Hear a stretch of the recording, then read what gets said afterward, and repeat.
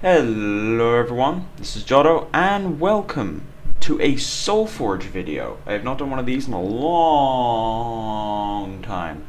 Now, I do still play Solforge from time to time, mostly focused on Hearthstone, but I do still play Solforge. And recently, set 3 for Solforge did come out, and there was a pretty major patch, so I thought I'd just give my 2 cents on it, since I know some of you actually do play Solforge.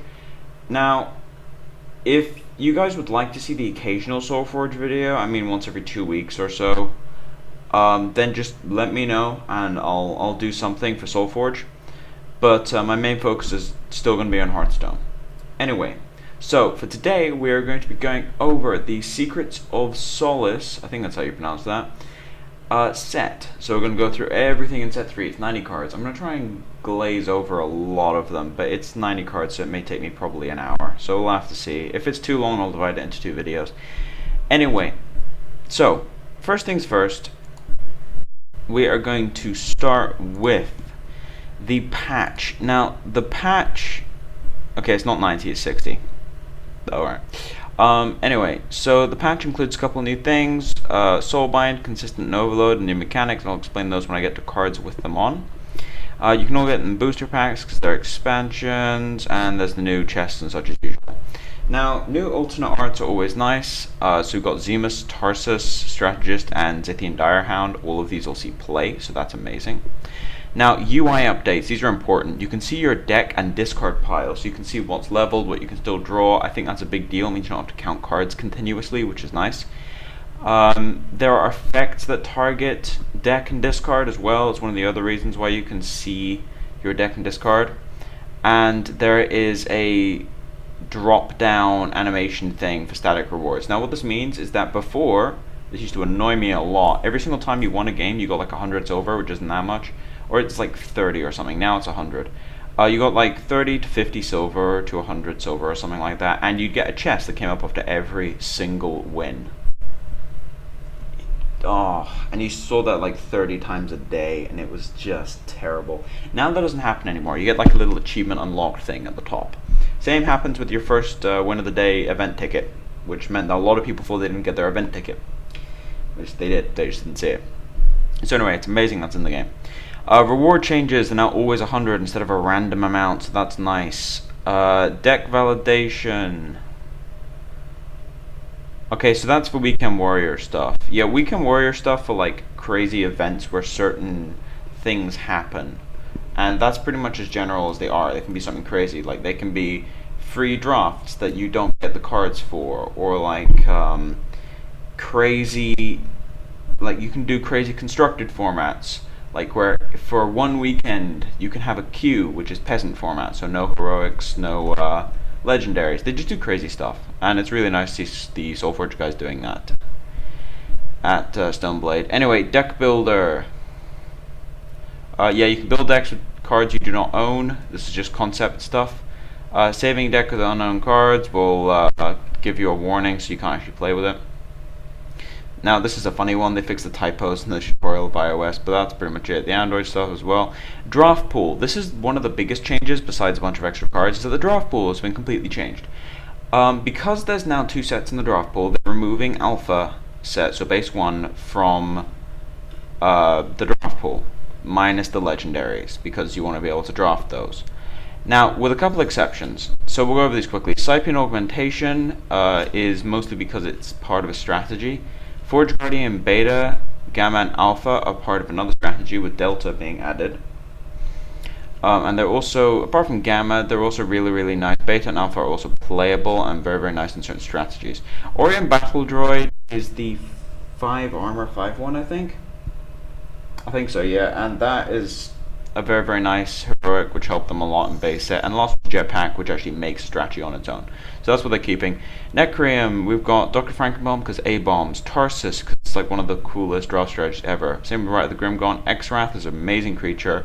Deathseeker is a cool one to have around, and Graveborn Glutton is like their linchpin guy, or at least used to be. So that's why they're keeping those. Tempest, Flamestoke Shaman, Zephyr Mage, Nargath Bruiser, Wenkola Shaman are like all essential commons and rares from previous draft formats. Master of Elements is always a cool one to see in draft, and Fervent Assault is similar to Jetpack, so that's why they're keeping those. And onto Yetera, which is my absolute favorite color. Spring Dryad because it's a strategy. Venom Fang because it's ridiculous and you want that rare in Yetera draft. Although to be honest, I think Yetera is way too strong in draft at the moment, so I think Venom Fang was not necessary to keep. Lifeblood Dryad, similar with the other heroics. I think they kept one heroic for each, and it was just like the signature one, and Lifeblood Dryad kind of was. So is Restless Wanderers because they added new Wanderers.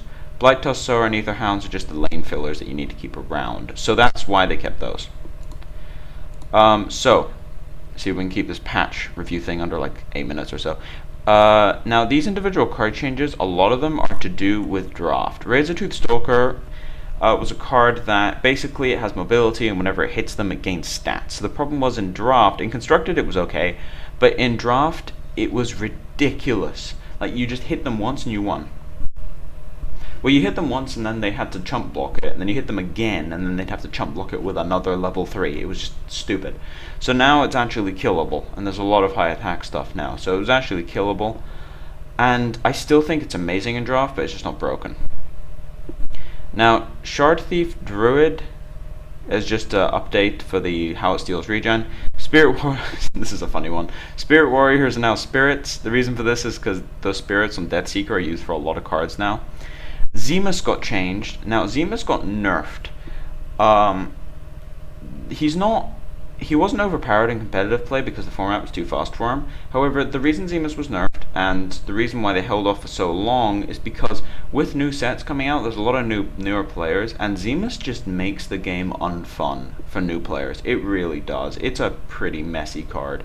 I've never liked Zemus. Even like once I got into the competitive part of things, I never liked Zemus. It was so irritating.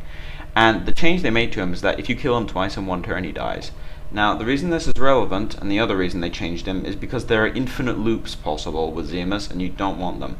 Like Agamemnon, which if it survives, then he attacks again, and Justicar reduces his attack down to like -6. So you press battle and the game breaks. And if the Agamemnon had breakthrough somehow, I don't know how, if you have like a Justicar on the board, I guess Varna's Pact or something, then you just instantly won the game. So that was a thing. And the other thing is that they added a Justicar for 10 piece, which does damage. So basically what happens is that you play that, kill the Zemus once, and the Zemus infinitely resurrects itself. And just cannot ever... Like, it just infinitely resurrects itself, and it's so awkward, and you just don't want something like that. So I'm glad that's been changed. Forge Guardian Omega has been changed a lot, and I'll talk more about that card when we get to Delta in the set review. Restless Wanderers, now called Spirit Wanderers, or this creature type that's relevant with other Spirit Wanderers which they added. Ah yeah, Ghost Scale Cobra is now benefit from battle damage, not from damage, because it wasn't broken. It was just a stupid interaction where you'd attack them with with the ability to redirect damage, and then it would do poison. It was really weird. Meta Sight. Okay, uploads to reflect card functionality. I have not seen this. Okay, you have to discard 2 cards now, I think. That's a nerf, I don't know why. I don't know why they did that, but anyway, Lyria can now return creatures that have either been destroyed or replaced. Okay, that's good. Known bug, yeah, the Lyria is broken at the moment. Varna's Pact can now return creatures that have been replaced. Varna's Pact is slowing down games. We're slowing games when in hand. This problem has been fixed. Server is now playable if no creatures have died. Okay, so that was just a bug. Oxodon Spitter can only target creatures with armor now. Okay. Night Gaunt. Alright, so now it only gains 1 regen. It used to be like 3 at level 3 and it just never died. And it's been nerfed fairly heavily. It's only 1 life at each level, but that's actually fairly reasonable. It now gets killed by it now gets killed 16 attack benchmark guys at level 3, which is a big deal. Bim Ben was buffed to be useful. So that's pretty much everything as far as the patch goes, and we'll go on to the set review. So I did that in 10 minutes. Pretty happy about that. So, we'll start with my least favorite of all the colors, a lion. We start with Citadel Guard. Now, Citadel Guard is interesting. He's basically a giant defender, and the reason why it's interesting is because there's ways of removing defender, a lot of ways of removing defender, to the point when he could actually be constructed playable. I think in draft he's decent, he goes in the jetpack strategy, but in constructed I'm not sure. Maybe someone will do something with him. We just started with the commons because I can go over them quickly. Shield Warden. Terrible in constructed, he's way too slow. In draft, he's not good either. I tried him, he's not that good. I've done a lot of drafting.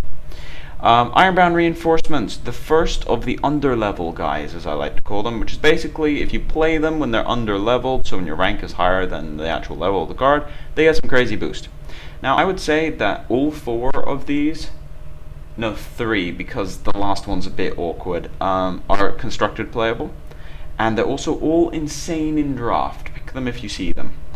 This one's crazy in constructed and draft. Attack boosts on large health creatures that benefit from weird patriarchs. On level 1 is nice because they're going to be under leveled. So very, very good card. Definitely play with it. Seal of Anvilon, another card from a cycle. Now these cards have consistent. Now I'll tell you what this means. First of all, 3 attack, 10 attack, 20 attack. At level 1, it's kind of miserable. At level 2, it's quite good. At level 3, it's quite a powerful buff. Basically, what consistent does is it means that in Solforge you have 30 cards in your deck, and you only draw 20 of them per player level. So you get reshuffled, so you just don't see things. Now, what Seal of Avalons, or what the seals do, is they all have consistency. You always see them. They're always in the top 20, so you always see them every player level. Now, for most of the seals, this is fair. For one of them, it's not, and I'll get to that one in Utera. But anyway, Seal of Avalon is one of the other reasons why draft is so much fun with this format. You get all the underleveled and consistent stuff. Very, very nice card. Probably, I mean, it's, I would say, the third best of the seals in draft. I don't see constructed play. Anyway, moving on to the Spelunker, the one which everyone seems to be getting millions of. Not going to see constructed ever. However, the fact that it gives armor to the middle creature and has decent stats at level 2 and 3. Its level 1 is pretty miserable, but level 2 and 3 is decent. I actually think this is okay in draft. I've played with it a few times, never felt too bad about picking it. It's a bit weak at level 1, which is why you don't want to pick them too high. Tundra Watcher. Now, Tundra Watcher is a nice card to... I mean, he's not a high pick because his level 3 is bad. However, the reason he's good is because in certain decks, like Aloyan, Utera, then you just play him early levels while playing your discard guys, level up your key buff spells and your key high level sort of bombs, and then you just win. You don't need his level 3 to be good. His level 1 and 2 generate a lot of advantage, so I really like him. He's not a high pick, but definitely good. So, onto the rares. Cerebral Scout. Now, he discards a Metamind. This card originally I thought was decent, now I think it's terrible, and my reasoning for it is because in that deck, you're playing this guy instead of something else. Like, you're playing this guy instead of some other discard guy. So, I mean, he might see some play just because he's a Metamind, though. Just want to point that out. You can play him, you can hide the fact that you've leveled Drixes. That's good. However, the problem with him is that if you, like all the Metaminds, discarding them to level them is fine. However, Metaminds are powerful because of their utility, so you want to play them. The only Metaminds I really can see discarding here are the 5/4, because it's only one stat less than your level 2 Metaminds. So the 5/4 that draws you a card, Adept, I think is what it's called, and I could see discarding some of the other weaker Metaminds. But the two ones that people are thinking of discarding with Scout are Gox and Drix, but you just want to play those because they have relevant effects at level 1, so I'm not sure. I think he might see some play simply because he's a Metamind, but I don't know. I don't think he's that good. Forge Plate Minotaur. Now, this is a consistent card, which means, it's not good in constructed, however, it is very good in draft. You play it at level 1, it's miserable, but you play it at level 1. Level 2 is pretty good because you always draw it. Level 3 it's very good. 16 attack is the benchmark, and he has effective 20 life. He's like the Forge Guardian beta level 3 of the set, and he has consistent, which means you always get him, and getting level 3s consistently is exactly what you need in draft. Very, very good card in draft. Nano Swarm, Metasculpt, because Metasculpt is not good enough. I think Metasculpt's better than this card personally, but basically, this is what happens when they put Electronet on Metasculpt, because they realize that Electronet is terrible and a hard level gated Metasculpt is also terrible, so you put them together. It can see play. It's very good at dealing with certain cards like Nuada, because it just makes them useless. It can also deal with Thundersaur quite well, shrink it, and remove its ability. There's a couple things it's good on. I think it's going to see some play. I don't know though. Metasculpt is free at level 3. That's the main thing. This is actually like a removal spell.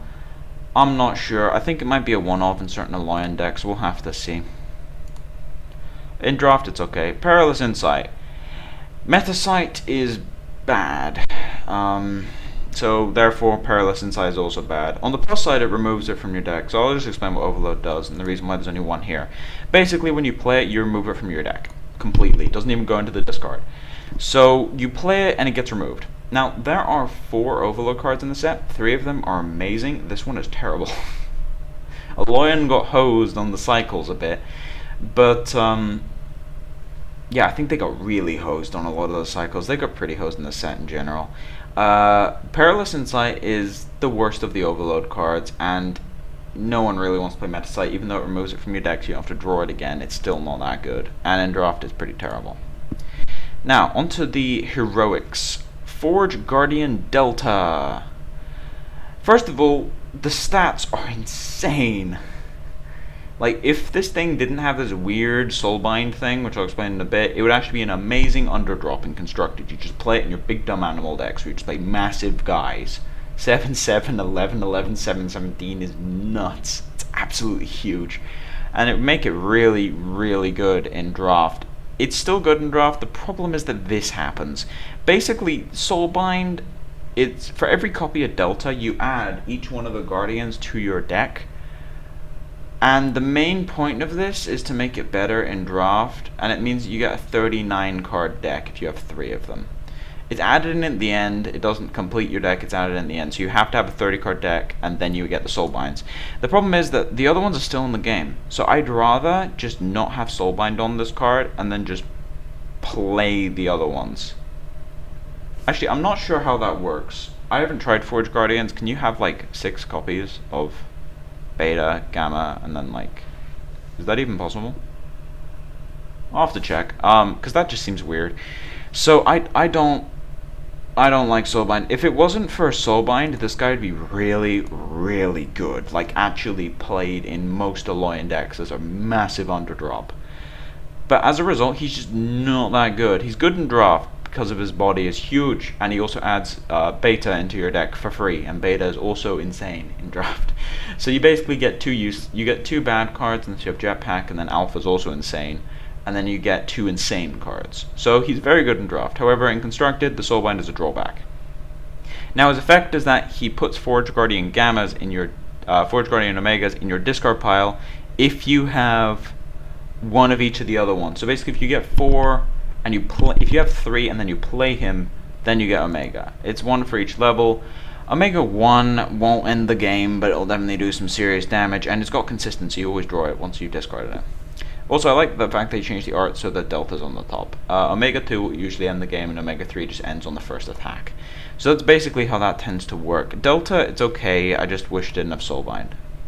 Nexus Gunner, the obligatory middle guy on the heroic for the set. We had Nexus Tactician, Battle Tactician, now we got Nexus Gunner. Nexus Gunner is the worst of the 3, I think. The problem is that he dies to everything. He can put it on himself, so if you block, you're not really gonna live, because he hits really hard. I mean, the only thing I could really see him in is some sort of haste-based Korok deck, because then you just play him in the middle and attack for 10, and then 20, and then 30. But that's about it. I don't really like him. I think there are better options. Yeah, there's only 3 heroics. I thought there were 4. Ortak Explosives. Now, Ortak Explosives is our first allied card for this set. I think each one got 1. Now, allied basically means, as we know from Rise of the Forgeborn, that if there is a card in your hand when you play it of that color, then you get a special extra effect. Now, at each level, it gives 5 attack. At level 1, 5 attack is good. Level 3, not so much. However, its effect gets crazy At level 1, it gives you the Riftlasher ability. At level 2, it gives you 2 of them. And at level 3, it wipes your opponent's board. This is a very powerful card, and it's one of the most played buff cards in the game right now because it is that good. So, very, very powerful, and a little bugged right now. There's a couple bugs in the game at the moment since they added so many cards, but very, very powerful card, and once it gets bug fixed, it'll definitely be very powerful. Iron Maiden. Now, Iron Maiden is the Scrapforge Titan of the set. At level 1, it's useless. However, at level 2, it has consistence, you always get it, and so at level 3. So once you level it at level 1, you're guaranteed to get it at level 3. So, Iron Maiden, its level 2 is worse than Scrapforge. However, its level 3 completely overpowers Scrapforge Titan. Not even close. Like, it has breakthrough 30-30, and if it takes any damage, it deals it to your opponent. I've played against these. I've beaten them a few times whenever I see it. It's a very, very terrifying card. I've played against it a few times in discard decks, and it usually deals 60.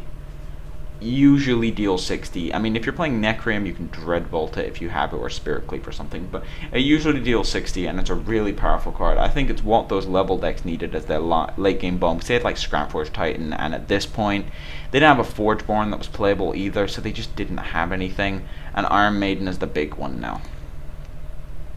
Now, on to the last of the Aloyan cards, and the only Forgeborn for this set.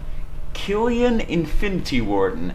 Now, first of all, before I say anything, that name is an homage to Kit. Basically, Kit is the community streamer guy who helps Stoneblade a lot with balancing and testing stuff before they release it.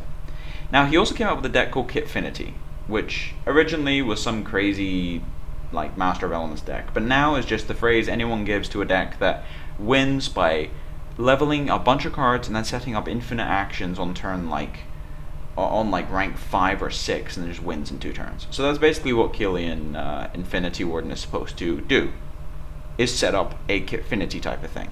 Now, the other problem, and the reason why I think this is a white Forgeborn, is because the other 4 Forgeborn, Oros was crazy. He was played like everywhere, and he's played in most Jotto decks.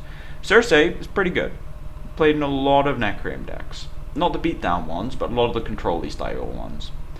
Korok is not that good, but sometimes sees play. Ironbeard is completely useless. Doesn't do anything.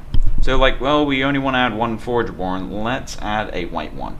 So they added a white one, and the reason why Ironbeard was so useless was because each one of the Forgeborn was supposed to be stats-wise based on their color, and then effect-wise based on that color. So you had Cersei was small but had a powerful effect. Oros was large and had a less board impacting effect. It was a race type effect. Then you had Korok, which was aggressively statted and had aggressive on him, and then gave all the other stuff aggressive. That made sense. Ironbeard was very hard to kill with armor, had very little attack, and had the Electronet mechanic on him. So he was impossible to kill, very easy to ignore, because he didn't kill you, and he had Electronet on him, so he was terrible. So what they're doing with Killian is that they made him level cards, which is the most powerful of all the white mechanics, apart from maybe draw. So they made him level cards. Now he levels them in your discard pile, which means you can discard from your hand and then level it there, which is very, very nice. It also means, and also at level 3, it levels from your discard and your hand, which gets kind of hilarious when on, I've seen this by the way, 3.1 you play the first Killian, you level the second Killian, and you play level 4 Killian at 3.1, your opponent's just crying. So I have seen that. Now, level 4 Killian wins the game. Now, this usually happens with Forgeborn, which is one of the reasons why Ironbeard was so bad. He didn't really win the game. Cersei usually does. Oros usually does. I have beaten an Oros, but it's very rare. And Korok usually does, because you take like 40 damage. So, yeah, those usually end the game. Ironbeard didn't. Killian levels everything in your deck, hand, and discard. So you just won, basically. You just put probably 2 extra level 4 Killians into your deck, and also have a giant creature that's bigger than most things, and just crazy. Something weird though, he's an offensive statted, not defensive, which is interesting. It's like the reverse Aloyan thing. They've been doing this a lot recently. So Killian is definitely the most interesting from the Aloyan cards. So now, we'll go on to Zenecrium. At 25 minutes right now. This may be a long video. Anyway, starting with Catacomb Spider. Decent in draft, got decent stats at most levels, his ability is semi-relevant. Not that good, but decent in draft. Ebonbound Warlord, the only one of the underlevel guys not playable and constructed. And the reason for this is because of Zithian Direhound, which we'll get to a little later. But in draft, I would say he is actually the second best. Very, very close between him and the 10-piece one as to who's the second best. I think the best one is the Terra one. Or Ebonbound. It's hard. I think 10-piece one is not as good as the top two, but I definitely think that it's decent. Removal and pump on the health tends to be better than pump on the attack. So, Ebonbound Warlord is very, very good in draft. Very, very good. The level 3s on these, by the way, you play, basically you want to aim to place in player level 2. Then in 3 you get these things when you don't get a player level 3 to play. Then you get the level 3s in rank 4. Whoever has more underlevel guys in rank 4, if it goes long, will win. Look at this. 14, 18, and you kill a guy. That's crazy. Like, and the green one is like, I think 14, 15, and give +9/+9 to himself or someone else. This is crazy. So basically, you want to pick as many of these as you can. Not infinite of them, but you want to pick a lot of them. They're very, very good. Nirali Ambusher. Keep in mind, set 1 is rotating. So now you have, at least in draft, so now you have Ambusher and the Ghost from set 2, because you're losing Maraphane, if that's why that is here. Not playing constructed. Restless Wanderers. Oh, I so wanted these to be good, but they're so bad. Because they don't, like, you just don't block them, and you don't fear them because they're not that large, and then when they're attacking you just kill them. So I tried, I got like 5 in draft and they were terrible. Don't play with them. Seal of Tarsus, the second of the consistent ones. This is removal. Removal's a bit lackluster in draft at the moment. So these are pretty good. If you get value out of it at level 1 or level it with something, then the level 2 and 3 are very, very powerful as removal. Level 1 not so much. 2 and 3, -8, -8, -16, -16. Consistent, very, very powerful removal. Definitely worth playing. No constructed plays. Zombie Titan, the weirdest card in the set. Side Lane. What? Now, at first I really liked him because he was a 6/6, 10/10, 16/16 with regen, but then I realized that if you want big creatures, just play Utera because they have a common. They have like a bear that has exactly, from set 2, which has exactly the same stats as this in the side lane without regen, but it doesn't have to be in the side lane, which means you can actually block things. It's very, very awkward that you can't block with Zombie Titans. So in aggressive decks, he's really good. In non-aggressive decks, he's a bit awkward because you can't block with him that easily. Blight Witch. Now, Blight Witch is the obligatory regen guy from the set. He does have consistent, and if you're playing Necrium Utera with Seal of Deepwood, which is a busted card. But anyway, if you're playing with Seal of Deepwood and other buff cards, which I'll get to a bit later, then he's very, very good because he has consistent. The problem is, if you don't, he does nothing at level 1, and at level 2 and 3, he just kind of blocks something twice. So I don't really like Blight Witch. Disian Siphon. Disian Siphon is one of the best removal spells in the format, for draft at least. If we're constructed, I think there might be better applications. However, in draft, it kills a guy, and if it's allied Utera, or if it's not allied Utera, I wouldn't play it. However, if it's allied Utera, it is siphoning. It's siphoning. What is it? Siphoning Strike or something? The one that gives minus attack plus attack. If it's allied Utera, it's that, but with health as well, which is nuts. 7/7 older is a lot. It's like Frost Shatter Strike, but better, because it doesn't just deal damage, it minuses their attack as well, and goes through armor, and buffs your guy past his attack. It's a crazy card in draft. I could see some constructed play. I don't know what deck really wants it. Spirit Cleave. Now this card is weird. It does, random is never a good thing on your removal. It does hit the highest health creature, so I think if cards like Nuada and Thundersoar like become super, super popular in the metagame, I could definitely see the same play because those have huge health totals, so you just kill them. However, I'm not sure. In draft, it seems a bit awkward. I think picking one is not a bad thing, though. You can get some use out of it. The problem is it's hard level gated, so it's a bit awkward. I don't particularly like it, but I think it's got some uses. Zithian Direhound. Now, this is arguably the best of the Overload cards, and the entire reason why the Necreum under level 1 is terrible. Because this card is absolutely insane. The only reason it's not broken is because it can't be leveled. Like, just think about this. It removes you from your deck, so you don't level a card. However, at player level 1, you play it, kill a guy, and you get a 5/5. At player level 2, it's a 10/10 that blocks, and it removes it from your deck, so you don't have to draw level 1. Same player level 3. It's crazy. Like, pick it in draft, play it in constructed. It's an amazing card. It's an abomination as well. It's just a crazy card. I actually really enjoy it. And it also got the alternate art, and the alternate art is amazing. Zithian Direhound. So I love the alternate art. So Direhound, very good card. Now, Contagion Lord. Contagion Lord is basically what's supposed to make abominations good.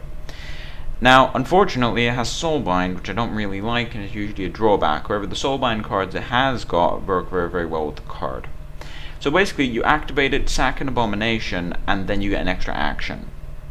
That's insane. And the fact that it comes with Contagion Fiends, Soulbind.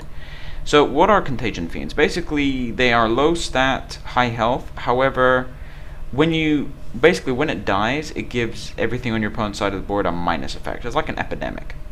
So basically, you just play one, sack it for free, and you got an epidemic with 0 actions, and then play 2 more. Now, what gets a bit crazy is one, you can sack the Lord, so if he's highly damaged, you just sack him, replace him with like something bigger. And the second one is he has amazing stats, and his third incarnation is absolutely crazy. You can activate it twice. So you just play 4 abominations in one turn. Not to mention, it doesn't say the next abomination, it says the next card. I think it's very good. Not sure if an abomination deck is playable, but I think it might be. I think it's about as good now as it's ever going to get. Disian Brood Queen. Now this card is very good, and in draft is arguably overpowered. In draft it's heroic, so you can get it. If you are playing, basically what happens is you see Brood Queen, you first pick it, and then force Utera. It doesn't matter how bad that pick is. Unless it's some crazy other heroic that shows up that's just absolutely insane, you just force Utera. Because that effect is nuts. What Broodfang does, by the way, is it has the poison damage clause. So basically, you play it as a 2/6. You block something, deals 4 and then 6 after it attacks once. Then you can sacrifice things and kill other guys, which is crazy considering the number of buffs. Now the other ones, I think the last one is a 6 attack? It's 8, okay. So basically, the little Venom Brood thing blocks for 4 damage, and then 6, which will kill most level 1s after you take a hit. Then at level 2, it will block for 8, and then 12 once you take a hit, and at level 3, it will block for 16, which will kill most, and then 24, which will kill pretty much everything.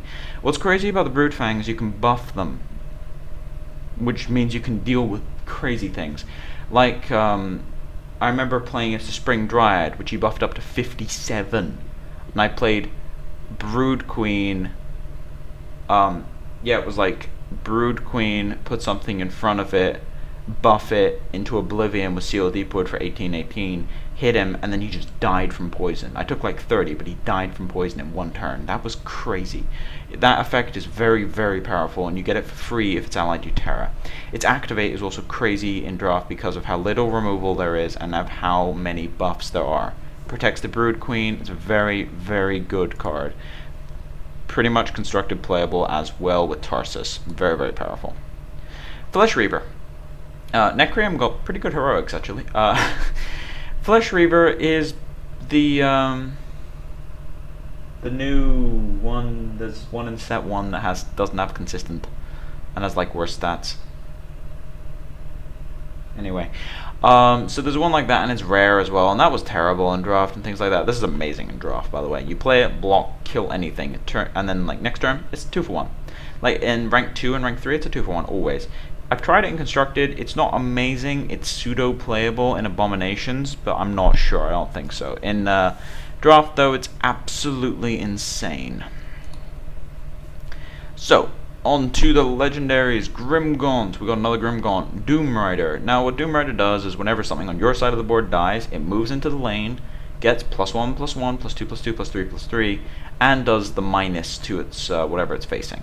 The stats are crazy, and you can play it with abominations and just sack infinite guys and just move them around. He's very, very good as a Grimgaunt, very, very good in the NT move decks because you don't really want the other Grimgaunts, so you just play him as an NT move thing. Now, from what I can tell, yeah, it's not if it moves, it's if something dies. It has to die for it to move. So you can't just move into a lane and get the minus effect. Okay. Alright then. Yeah, that's a little confusing. So yeah, that does end up working out. So yeah, each other creature in that lane does get the -2, -3. It's a very, very powerful card. It grows very, very quickly. And that's why it's good. Now, on to the Nephrax, the Soul Weaver. Now, this is the most underhyped card from the set, I think, and is completely insane. First of all, the stats are off the charts. It dies to Cull, but that's about it. You have to sack something when you play it, which is actually not the worst drawback in the world if you play it in the correct deck. You just play it in Tarsus decks. And it has an activate that puts spirits on the board. Now, this does get out of control. In draft, it's absolutely busted, but that's what legendaries are in draft, and that's why they're legendary, practically, because you don't want them in draft as much. And its activate is absolutely crazy in constructed as well. So I think this will see a lot of play. The Tarsus decks are very, very powerful now with Nephrax and the other spirit guy, the 3/3 that makes spirits whenever things die and things like that. Very, very powerful deck at the moment. I think with Brood Queen as well, it's going to be a very, very good tier 1 deck. Now, I think I've missed a card. Was Frost Maiden in 2.2? Yeah, it was. Alright, just checking. Because I can't remember. I didn't play in 2.1 and 2, so couldn't remember if Frost Maiden was from previous set. Alright, so have I got everything set up? Yep.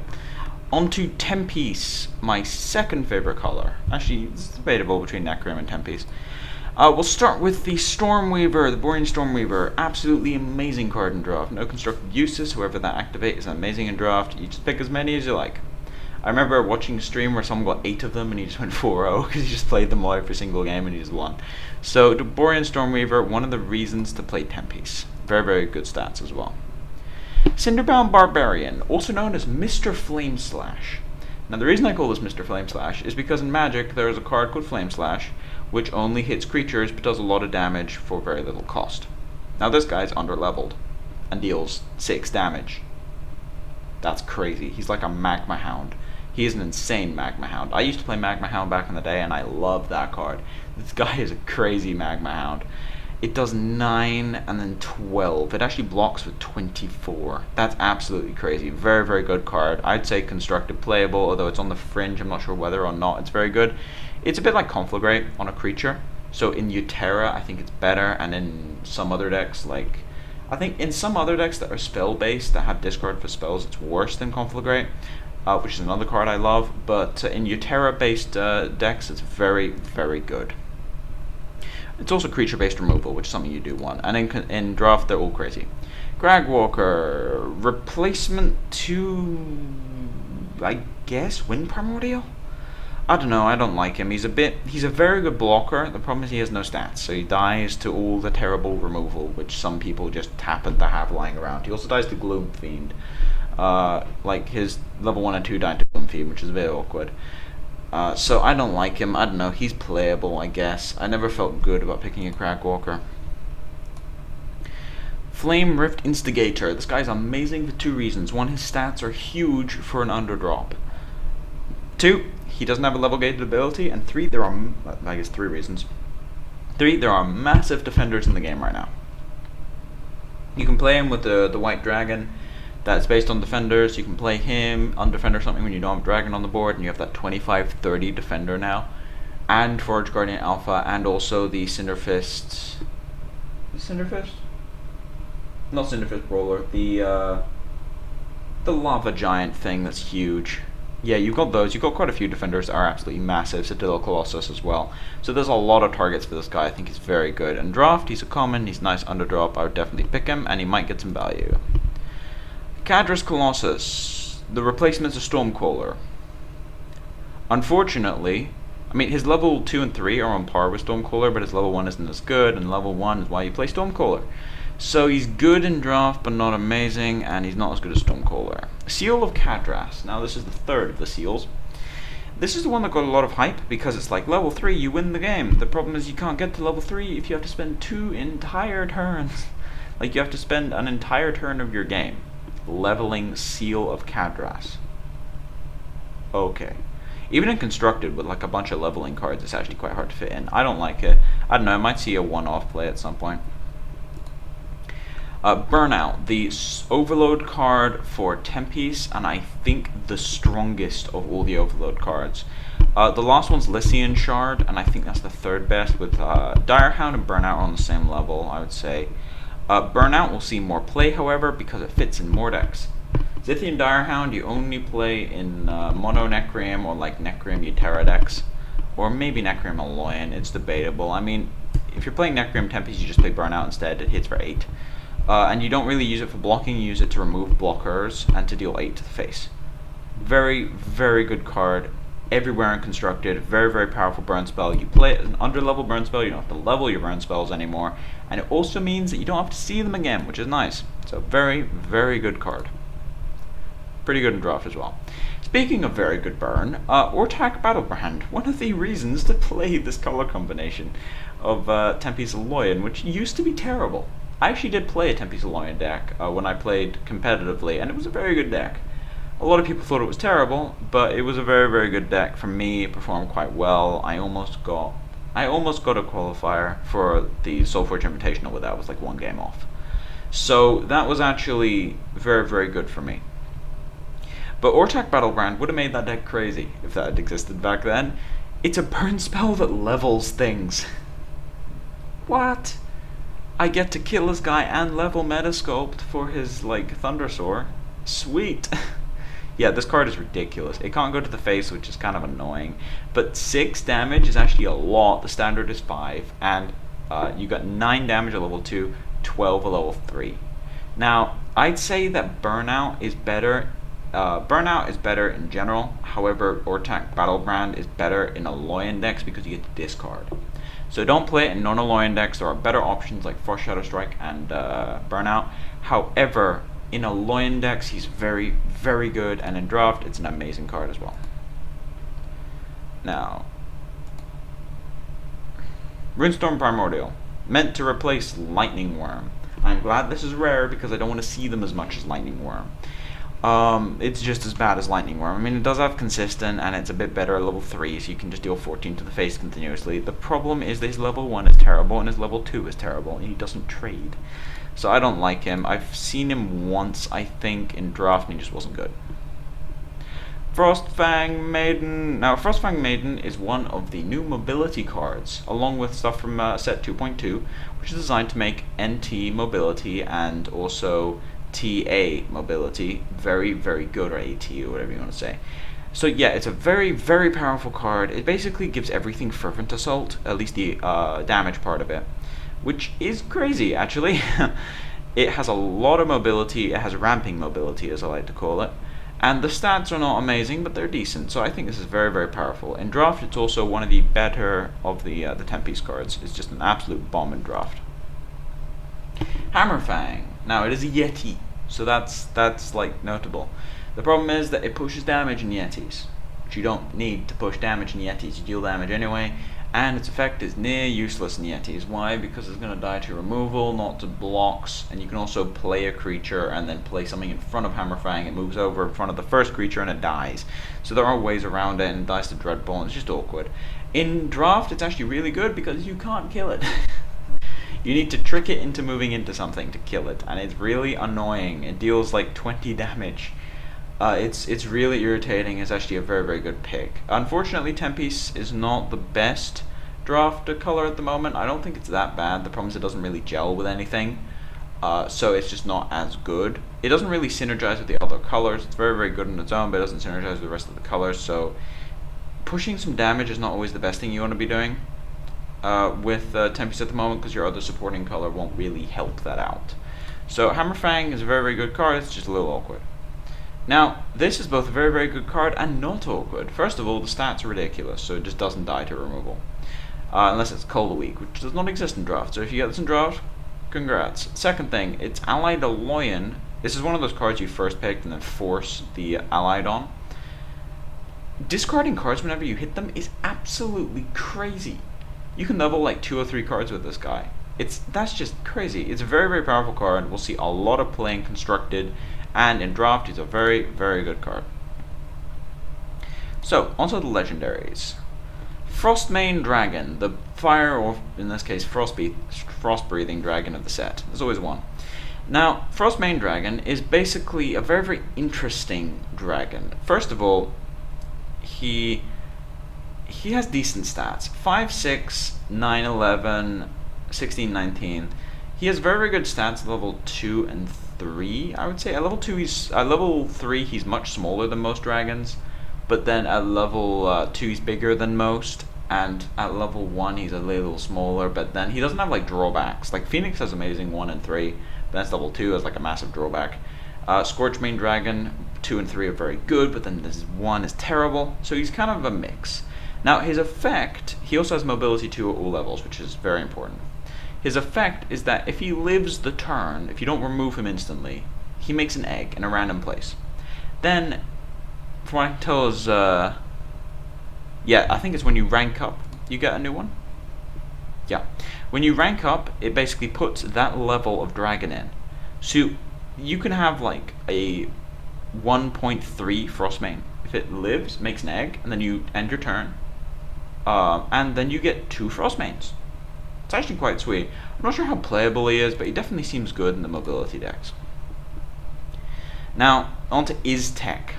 The card with so much text that checking things about him is really hard. Okay, so first of all, he's 5, 5, 9, 9, 15, 15. That's okay. However, it's Master of Elements stats. However, and the art reminds me of Master of Elements as well. And his art, by the way, the 2 cards he's soulbound with, Iztek's Flame and Frost, are actually shown in the level 2 art, which is a nice touch on the guys from Solforge. Now, this gets confusing because he has Soulbind for 2 different cards. So basically, and the Soulbind works in a weird way, which is when you play one of the Soulbind cards, he transforms. So basically, you want to be playing 2 or 3 of him, because you otherwise just don't get the transformations that often, because you don't draw the Frosts or Flames. Now, the first Soulbound card is Frost, which, as you can see, is actually a cutout of this art. So it's a nice touch that that's a cutout of that art. Now, this is a way, way, way better Frozen Solid. It's not level gated. Frozen Solid saw some play because of Flamebreak Invoker, so you just kill something instantly. But Iztek's Frost is a better Frozen Solid. And then at level 3 it becomes free. Much better Frozen Solid. Now, when you play Iztek's Frost with him on the board, you get he transforms and heals. He completely gets replaced with Avatar of Frost. Now, what does the Avatar of Frost do? First of all, it gains a health boost to all levels. So, plus 2, 3, and then 5 health at each level. Then it has aggressive, so it can attack straight away, and an activate that deals damage. Now, what this means is that you can play the Frost, make something vulnerable to the damage proc, and then you just proc it with damage and kill it, which is very powerful. Something else is a weird interaction is you can Frost Iztek to transform him so that he attacks immediately. That does actually work, so that's a thing. Now, in the middle of the Avatar states, he can actually transform between Avatar states. So you can play Flame in the Frost form and get an Avatar Flame. Now, Iztek's Flame is the best burn spell ever. It's just a better Flame Spark, basically. Different to Soulbind it. So both of these are better than normal, but they reduce the consistency of your deck because your deck gets larger. 6, 9, 15 is very, very good for a burn spell. It's basically the Battlebrand. A bit better than Battlebrand at level 3, and it can go to the face, but it doesn't discard stuff. Now, he transforms into the Avatar of Flame when this happens. Another nice touch is that he's moving the other direction of the Avatar of Frost. Now, these both have aggressive. He gains +2, 3, 5 attack. His effect is that when he hits them, he deals double damage. So he deals 14 to the face, and then 24, and then 14. Basically, his level 3 ends the game if it hits you, which it will because you can't stop it and it's aggressive. Very, very powerful card. The reason he's not overpowered, although he's very, very powerful, is because he reduces the consistency of your deck, because you have to play Soulbind, so your deck is 36 cards, I think. Very, very powerful card. My favorite card of the set, pretty much. At least my favorite non-Utera card. Because, yeah, Utera is just cheating when I'm thinking about it that way. So, on to Utera. Starting with, and 10 piece I'm pretty happy with overall. Spine Leaf. Now, Spine Leaf is a good draft card. The problem I have with Spine Leaf is that it is not snap. Like, why aren't you Swamp Moss? Swamp Moss was so good, and you just aren't. Swamp Moss was so good, it was constructed playable. You are not Swamp Moss. You can try to be Swamp Moss, but you are not Swamp Moss. So, I am sorry, Spine Leaf, you are good and draft, but you are no Swamp Moss. Ravenous Hydra, the obligatory Hydra of the set. It has Breakthrough and Regenerate, but its stats are worse. Okay, I think this Hydra is actually fine, simply because of the buffs in this set. Scatter the Seeds, a better Betaminate. I mean, not Betaminate, what am I talking about? What's it called? Betaminate is the one that makes a 3-3. The Phytobomb, that's it. It's a better Phytobomb. Phytobomb gives your opponent the seeds as well, whereas this one just gives you 3 on your side, and usually you'll have something on the board, and then you can play Scatter and then play another guy, and it works with Tarsus. It's awesome. I love it. In draft it's not too bad. I think it might actually see play, whereas Phytobomb is just terrible. So, Seal of Deepwood. Okay, so the draft format, now that set 1 is gone, you got set 2 and set 3 utility-wise, is actually amazing. I love the draft format. There is one problem with the draft format, and the only reason why Utera is completely broken in draft is this card. First of all, why is this common? Second of all, why is it so insane? Like, alright, so just to give you an understanding of what is wrong with this card and why it is a problem. Now, I remember listening to Kit actually talking about the drafting in this set, and he said the only problem with the Seal of Deepwood was that it was bad for draft, and they tried to push it for constructed. Now, I'm not sure if it's good in constructed or not, but it's okay. First of all, you play the +1/+1. At first, I thought, you know, get value out of the +1/+1, so I did. And I played Seal of Deepwood 2, and it made something nuts. It basically levels up something for free. And then I played Seal of Deepwood 3, and I realized the only way of beating a Seal of Deepwood 3 on a level 3 is with 3 level 3s, your own seal, or Broodmother with a buff on it. What? That's just not right. And then after a while, I just thought, you know, just play the level 1 whenever you can. Now, I got a couple 4-0s with Utera, and I got mostly 3-1s with Seals, and yeah, it's okay. Now, some of those 4-0s had really, really close games. When I really realized this card was busted beyond belief was when I drafted a Loyan Utera deck. I got 2 seals. Normally you only get 1 because everyone picks them, even though they're common. So I got 2 seals. I then got 3 of those 6/2s that discard spells to level them in a Loyan. I leveled both of my seals every game, and I played them whenever I saw them. None of my games were close. None of them. I drew terribly in certain games. I just went level 1 seal, level 1 seal, level 1 seal, level 1, and he killed him and he was playing level 3s, and I just killed him. Like, how? What? Who designed this card, to be honest? I'm just going to say this. This is the only card I'm going to rant on for this set review, because it's really broken. Like, whenever you play it, you're winning, and whenever your opponent plays it, you're losing. In draft, I'm talking about. The main problem with this card is, and to realize just how stupid this is that a level 2 with a level 3 seal will kill most level 4 Forgeborn. That's just not right. That is not right. You should not be able to overpower Forgeborn in draft. That's just crazy. Like, I don't understand why this card is so powerful. It's really overpowered. I actually killed a guy with a level 2 Metamind in the last game, I killed a guy with a level 2 meta mine that he had to double block every single turn, and when it killed him, it was 81-57 because I played 3 seals on it, and I played another seal on it, and he couldn't win. Like, you need to 2-for-1 every single seal. It's very hard to beat a seal, and if you get 2 of them, you usually just win. If you level them, it's pretty overpowered. It's the only problem with the draft format. Now, coming back to a thing which is actually not a problem with the draft format, it makes draft very, very nice, and is also one of the reasons why Jotto is the best color in draft, in my opinion. Now, Invoker is the buff version of the black one. I actually think that the removal-based ones are quite good. The black one is the better of the removal-based ones, and the attack boost one is not as good because it doesn't save them from trading, it just trades. Now, this one, it's a 23-24 at level 3. Which means in player rank 4, if you have a couple invokers around, you usually win the late game. But the point is, it's just a boost. It's an enrage on an underlevel creature, which is sweet. It's an amazing underdrop. A 7-8 underdrop is very nice. So I absolutely love the Invoker. Very, very nice card. They did a good job with those. Wirewood Ranger. You are not a huntress.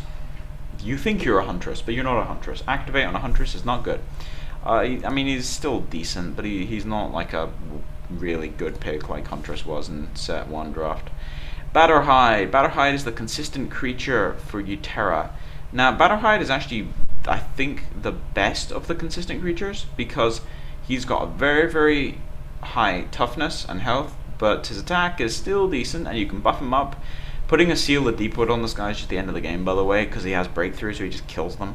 And you always get him at every level, so I actually really like that card. Lycian Shard, the last of the Overload cards. I tried him in Constructed. I think he only works with the Wyvern, so you can double damage on it. I think it's okay in Constructed, and Draft it's very good. In Constructed it's okay. I'm not sure whether or not it's good, but we'll have to see in the future. Tangle, one of my favorite cards from the set.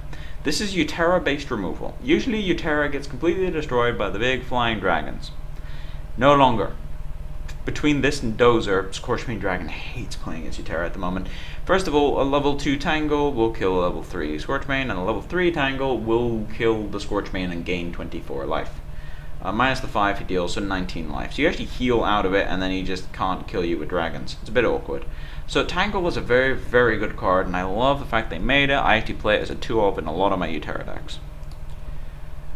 Torgmal... Is that an I or an L? Torgmal Garden, I think. Garden? No, Guardian, I think I'll go with. It might as well be a garden, considering how many plants there are in Solforge at the moment. So this guy goes in the plants deck. Now, he is the only guy with Banish on him. Now, what Banish does is you basically remove a card from your discard pile from the game. Now, the reason he's good, in Draft he's okay, you need to have plants as the problem. But in Constructed he's very, very good because you remove the plants that you've already leveled once that you don't want to see again. Or just remove level 1s. Like not the ones you've leveled once, the ones that you didn't level. Basically, you just discard all the stuff that's bad at level. Yeah, you discard all the stuff that's bad at level 1. Like you discard a Krogius, for example. If you have a Krogius in the plants deck, and you didn't get to play him because you didn't have a Nuada on the board, you're not going to want to see a Krogius again at level 1, are you? Because he doesn't do anything. He's supposed to be a level 3 win condition, so you're just going to win by level 4 anyway, so there's no point in playing him. So basically what you do is you just play Torquemine as a 7-7 and discard the Krogius. So that's amazing. And at level 2 he's a 12-12, and at level 3 he's a 19-19. So he's pretty large. In Draft you need some plants to make him work, but he's very good if you can make him work. Aetherphage, arguably the most meta-impacting card in the set. I don't think he's the best card in the set, but definitely one of the most popular, and the reason for this is because he discards spells. First of all, you get to play him and see what you have to play around. Then your second play can be based around what spells he has in his hand. If you can't play around one of them, you just get rid of it. My favorite application with Aetherphage is Naggro decks, when you're playing him in your big, dumb animals deck with huge guys, and then you see a Dreadbolt in his hand and you discard it, and then that Dreadbolt will never be played again because it's level gated. Same with Betaminate and Metamorphosis and things like that. So basically Aetherphage, or Aether Rage as Tiny Grimes refers to him, is absolutely amazing for that effect. What gets crazy is that his stats are also off the charts. He has no drawback. 7-5 will kill almost anything apart from Ebon Skull, which has a drawback. 11-9, similar. Now, 18-15 will kill pretty much anything, even including Ebon Skull. You need to get something absolutely huge to live through an Aetherphage level 3. So the card is very, very good. It sets you up a lot for the decks that are very weak to removal, the Utera-based buff decks, can actually just play Aetherphage and get rid of the key removal. Very, very good card. Absolutely love it. Metamorphosis, supposed to replace Metaminate. Both in draft, I think it's better than Metaminate ever was, because you can play it in your own guys. Now, the Feywing, basically you play it, something becomes a Feywing Chrysalis, and then when you gain a rank, you get a Feywing, which is a 9-9. So, the level 1, 2, and 3 all summon Feywing Chrysalises, which all make Feywings, so it's always a 9-9. The thing is, you can kill the Feywing Chrysalis. It only has 3 life, so you can kill collateral damage, and you also get rid of a giant threat. And in draft, you can play it on your own guy for the level 1, make something large because he doesn't want to kill it, and you get a 9-9, so you basically get an extra level 2, which is really, really nice. I actually quite like Metamorphosis. Very, very nice card, very, very interesting. Not sure if it's that good, but very, very interesting. On to the Tusken Spore Lord. Now, this is Nuada's friend, and is actually very powerful. A lot of people were kind of suggesting whether or not he was good. Basically, his Soulbind is Fun Guy. Not to be confused with a fun guy, I guess, but these are crazy stats for a plant. 7, 7, 12, 12, 14, 14. This is actually the reason why he's nuts in draft, is because the first he adds, you pick a guy who can copy plants, which you wouldn't normally pick. However, he Soulbinds. You basically pick one guy, and you get someone with a niche effect that can be really good.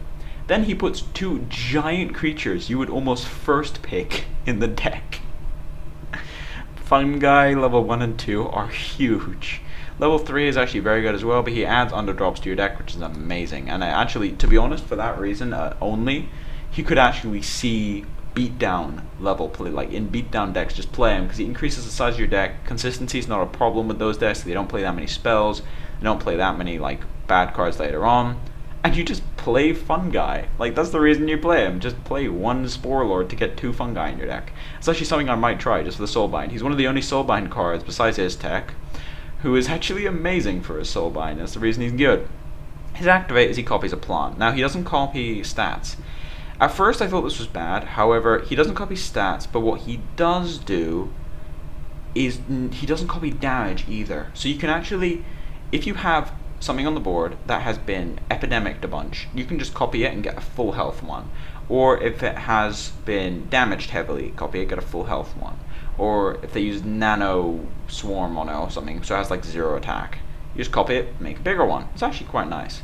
Now, with Nuada, the stat changes actually don't matter. And and it also doesn't matter with Tarsus that much either, because the Tarsus on the board, it still gets the buff, because it's resummoned. Now, the ability to copy any plant on that level is actually quite nice. I think he's very, very good. I think Nuada's still better, but I think Tusken is not, not being as good as Nuada is for a Tusken is not a bad thing. Think about it. So he's a very, very good card. Doesn't have Defender, which is both an upside and a downside. It's very hard to kill, even though he doesn't have Defender. He's got pretty large stats, so he's very hard to kill. Usually gets 1 activate off, at least. And doesn't have Defender, so he doesn't like to Glacial Crush and Yetis. So that's actually an upside and a downside. I really like him. Now onto the last 2 cards. Dozer, the Dormant, the Sleepy Bear. First of all, the fact that the guy who's asleep is called Dozer, i.e. dozing, that's just awesome. I'm sorry, that's like the best name in the entire set. So what does he become? He basically becomes his health in stats on Mirror, Breakthrough, and Aggressive. So 8, 8, 12, 12, 18, 18 with Aggressive and Breakthrough. And he has to take damage for him to be awoken. First of all, that's Ebon Skull stats. So, Ebon Skull stats with the drawback, eh? He's a bit like Thundersaur. I don't think he's as good as Thundersaur, but he's not as good as Thundersaur actually, but he's a bit like Thundersaur. I think I only have 1 at the moment, so I'm just having to play him as just a random tech card against dragons. Basically, I see a dragon, I play him, and then I just put him on the board, they play a dragon, they take 18. I actually won a game because of that. He had 36 life, he had 30 something, so 36 exactly? Could have been, I think it was 38. Yeah, because I roared for lethal. So yeah, it was 38. he had 38 life, he plays dragon, clears my board, Dozer wakes up, attacks him once because he has aggressive, so he attacked on his combat step. Then on my turn I played Ferocious Roar and killed him.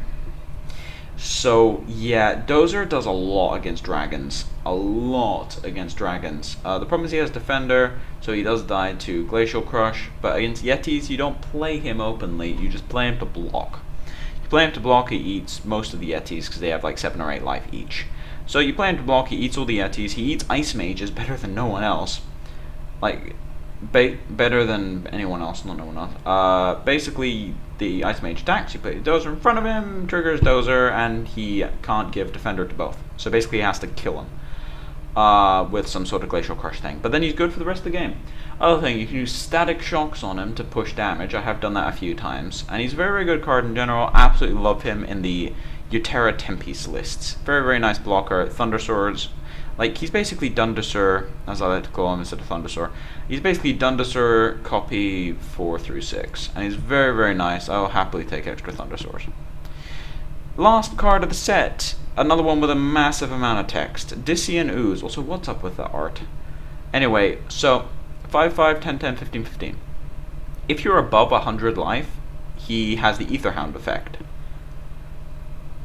Now, it actually... yeah, it's exactly Aetherhound. So basically, he has the Aetherhound effect. He's a 5/5 Aetherhound, 10/10, 15/15 if you're above 100 life. The reason I like this guy is because of his allied Necreum ability. And it's actually good because the life gain decks usually play Necreum. For other reasons, like they play it because they get Varric's Embrace, Epidemic, things like that. His allied Necreum is that when he enters the battlefield, now keep in mind this works with the copy as well, it shrinks them. -1, -1, -3, -3, 5, 5. So that's a lot on the shrink part of it. And I actually really, really like this particular card. I don't know if it's what the life gain deck needed because they can't stay above 100 at the moment, which is what they need. So I don't know. Maybe, I mean, if he's, I guess if you're not 100, he's still decent. In Allied Necrom, in draft, he's actually good. Because he's definitely a good legendary. You mostly auto pick legendaries anyway, just because they are legendaries. And you want them in your collection. However, if you want to force Allied Necrom if you can, because then he becomes a 6/6, 13/13, 20/20 blocker, which is a very, very good blocker, and is actually very good in draft, even without the heal. And every so often the heal will come up. So it's a very, very good card. It says above 100, doesn't it? Yeah, it's not 100 or over, it's just above 100. So I think he's a very, very good card. I'm not sure if you'll see play because of that little restriction, but he's very, very good. So anyway, out of all the colors, I think in draft, Utera is a bit broken because of Seal. However, in terms of the set in general, we got some nice mechanics. Overload, Consistent, the underlevel guys, and Soulbind all add sort of interesting mechanics on consistency of the RNG in the game, which is what I like the most about them. I think it's very, very cool. I would say my favorite card from this set, at least to play with, has probably been Tangle. I must admit, I'm having a lot of fun with Tangle. Rest of the stuff would be Dozer. Notice these are all Utera cards. Dozer, Aetherphage, or Aether Rage.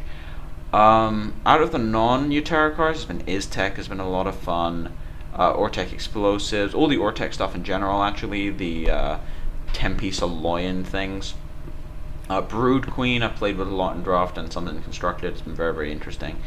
I think it's a good set in general. I'm not sure how much it's going to impact things. I think it's going to impact things a lot. There's a lot of high-powered cards in this set. There aren't that many cards in the set. There aren't that many cards in the set. It was definitely a small set because they released it quite quickly. It came almost out of nowhere. They spoiler season quite quickly and then just released it. So it was a much smaller set than March of the Forgeborn or Alpha. It's the small set of the three. So I'm guessing we're going to see Secrets 2.1 and 2.2 cards at some point, and I'll do a review on those. But it's a very, very good set from what I can tell. The Legendaries and Heroics all have a decent impact on Constructed and Draft.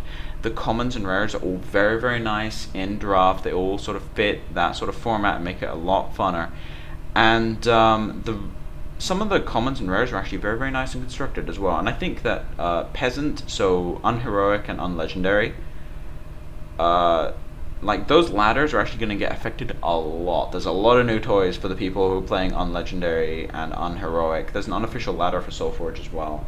So basically, there's a lot of interesting stuff to do with new strategies in those formats, and I'm pretty happy about it. So anyway, thank you for watching. If you like the content, please subscribe. If you have any feedback, put it in the comment section below. If anyone actually wants to see any Solforge stuff besides just random set reviews every so often, just let me know. Let me know in the comments, because I know some of you still play the game. Versus series will be out this week as usual. For this week, we're going to get Wush Sameh, who used to be on Mana Grind. He's on Lucky Draw as well. The other guy on Lucky Draw from X Mana Grind is Timbolt, which is someone else I may want to get on Versus series at some point. So that's going to be interesting. On Versus series, I'm also going to make the announcement as to who the 2 new Acebreaker players are, so stay tuned for that. But anyway, as for now, this has been Jotto, signing off.